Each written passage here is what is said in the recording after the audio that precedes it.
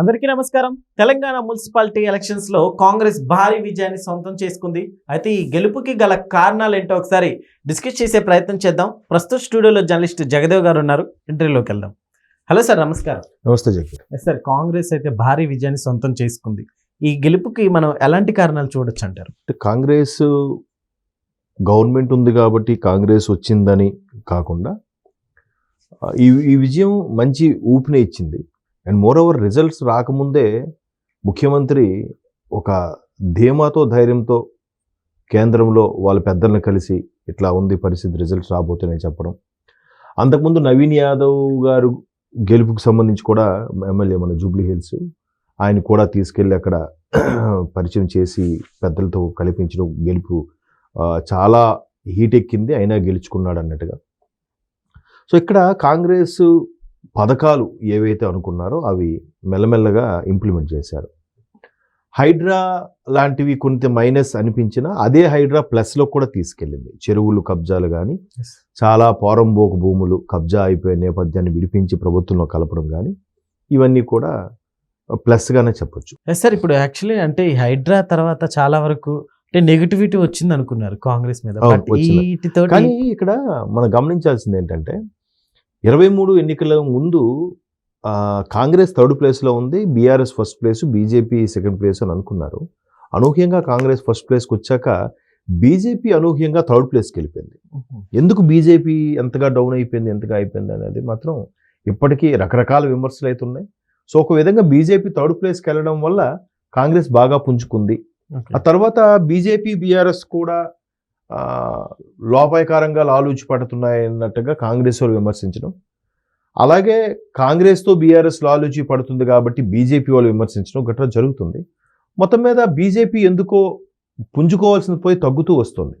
ఇవాళ మున్సిపల్ ఎన్నికల్లో కూడా మీరు అన్నట్టు చూస్తే ఒక ఆదిలాబాద్ ఉన్న ఉమ్మడి ఆదిలాబాద్ జిల్లాకు సంబంధించి 1-6 గెలుచుకోగలిగింది, కానీ లేదంటే బీజేపీ ఎందుకో చాలా డౌన్గా అయింది.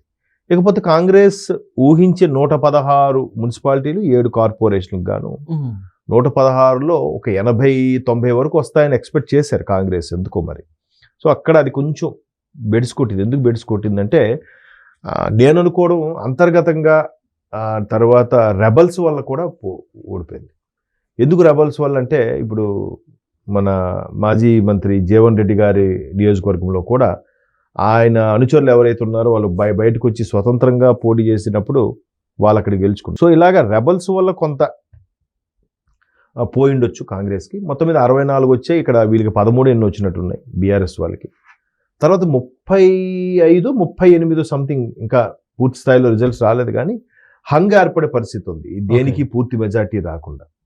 కాకపోతే మొన్న మనం ఈ మున్సిపల్ ఎలక్షన్స్ ముందు మీరు ఒకసారి గమనించేటట్టయితే అసలు చాలా పేపర్లో కానీ న్యూస్లో కానీ చాలా విమర్శలు వచ్చాయి. అలా గుర్తుందా? ఒక వ్యక్తి పొద్దున్న కాంగ్రెస్లోకి వెళ్ళి టికెట్ ఆశించి అడిగితే అక్కడ దొరకపోతే మధ్యాహ్నం కల్లా బీఆర్ఎస్లో వచ్చి చేరిపోయాడు.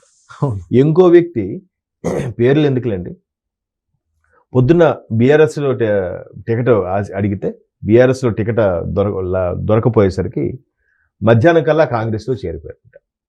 అంటే ఇవన్నీ చూస్తుంటే జనాలు ఎలా ఉన్నారంటే అల్టిమేట్గా గెలవడం ముఖ్యం, టికెట్ తీసుకొని గెలవడం ముఖ్యం, అది ఏ పార్టీ అయినా పర్వాలేదు. చాలామంది ప్రభుత్వంలో ఏ పార్టీ ఉందో ఆ పార్టీ వైపు మొగ్గు చూపి గెలవాలనుకుంటారు. అలా గెలవాలనుకున్నప్పుడు ఏమవుతుందంటే వాళ్ళ పనులు కానీ, సొంత పనులు కానీ, వాళ్ళ తాలూకు వాళ్ళ పనులు కానీ ఈజీగా అవడానికి యాక్సెస్ ఉంటుంది. సో మొత్తం మీద రేవంత్ రెడ్డి గారు అన్నీ తానే భుజాన్ని వేసుకొని ప్రతి క్యాన్వాసింగ్ కూడా రెడీ అవుతున్నారు. ఈవెన్ ఈ మున్సిపల్ ఎన్నికల ముందు కూడా అయితే యుఎస్లో ఉన్నారు. యుఎస్ నుంచి కూడా టెలికాన్ఫరెన్స్ ద్వారా మాట్లాడి శ్రేణులందరికీ ఉద్బోధ చేసి మంచి క్యాండిడేట్ నిలబెట్టండి, మనకు అక్కడ వ్యక్తులు ముఖ్యం, ఆ వ్యక్తులు అంతేగాని సిఫార్సులు ఉన్నాయి కదా, వాళ్ళ పలానా ముఖ్యమంత్రి బావమర్ది లేదని పలానా మంత్రికి తోడలుడు బిడ్డ ఇట్లాంటివి పెట్టకుండా మంచి గెలుపు గుర్రాలనే పెట్టండి అన్నట్టుగా గట్టిగా దిశానిర్దేశం చేశారు. దీంట్లో కూడా మళ్ళీ కొన్ని విమర్శలు అయితే ఉన్నాయి. అంటే ముఖ్యమంత్రి గారి కోటరీలో, ఉప ముఖ్యమంత్రి గారి కోటరీలో ఉన్న వాళ్ళ వరకే ఎక్కువగా ప్రాధాన్యత వచ్చాయి.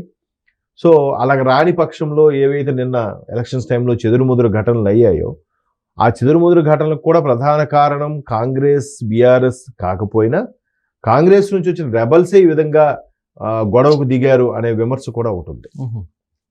అంటే ఇవన్నీ చూస్తుంటే మొత్తం మీద కాంగ్రెస్ గెలుపు గుర్రాలని గెలిపించుకుంది. అంటే 116లో 64 అంటే ఆల్మోస్ట్ ఆల్ 50% దాటింది, అంతే కదా.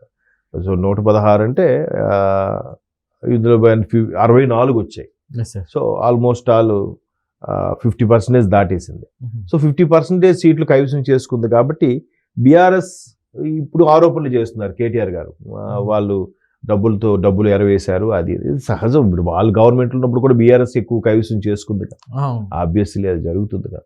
ఏదో దుబ్బాక లాంటి కొన్ని కాన్స్టిట్యూషన్స్ బీఆర్ఎస్ కాకుండా బీజేపీ ఏవో గెలుచుకున్నాయి. కానీ సో గవర్నమెంట్ ఏది ఉంటే అదే ఎక్కువగా ప్రభావితం చూపిస్తుంది. బట్ కాంగ్రెస్ని ప్రజలు విశ్వసిస్తున్నారా లేదంటే విమర్శ చేస్తున్నారంటే ఈ ఎన్నికలు కొంత ప్రామాణికంగా తీసుకుంటే ఏదైతే మహిళలకు సంబంధించి కానీ బస్ ఫ్రీ సంబంధించి కానీ ఇవన్నీ కూడా మెల్లమెల్లగా ఇంప్లిమెంట్ అవుతున్నాయని అనుకుంటున్నాను. అదొక కొంచెం ప్లస్ అయ్యి ఉండొచ్చు.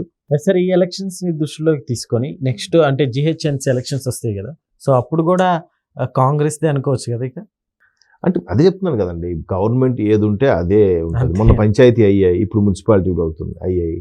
సో గవర్నమెంట్ మ్యాక్సిమం కైవసం చేసుకుంటుంది. ఇంకోటి ఏంటంటే బీఆర్ఎస్ గట్టి పోటీ ఇచ్చినా అన్నిట్లో చాలా స్థానాల్లో ఒక 30-40 స్థానాల వరకు సెకండ్ ప్లేస్కి పరిమితమైన అక్కడ కూడా చాలా మైనస్లు ఉన్నాయి. కేసీఆర్ గారు ఎందుకో ఇంతకు ముందులాగా త్వరగా జనాల్లోకి రావట్లేదు, ఎక్కడ మీటింగ్ పెట్టట్లేదు, సభ ఏర్పాటు చేయట్లేదు అనే విమర్శ కూడా ఉంది.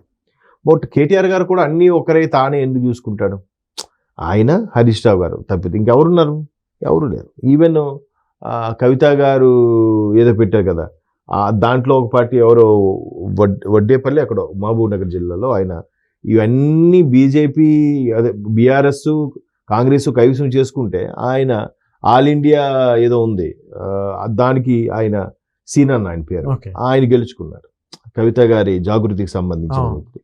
సో అక్కడ స్థానికంగా ఇవేంటంటే స్థానికంగా ఉండే బలం బట్టి కూడా ఉంటుంది, కేడర్ బట్టి కాకుండా. ఇంట్రెస్టింగ్ ఏంటంటే టీడీపీ అట్లానే జనసేన కూడా సీట్లు వచ్చినట్టు కూడా తెలుస్తుంది.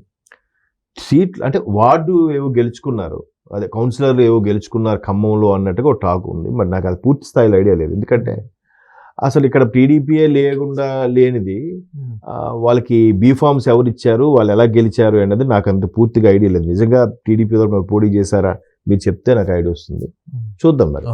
Okay sir, thank you.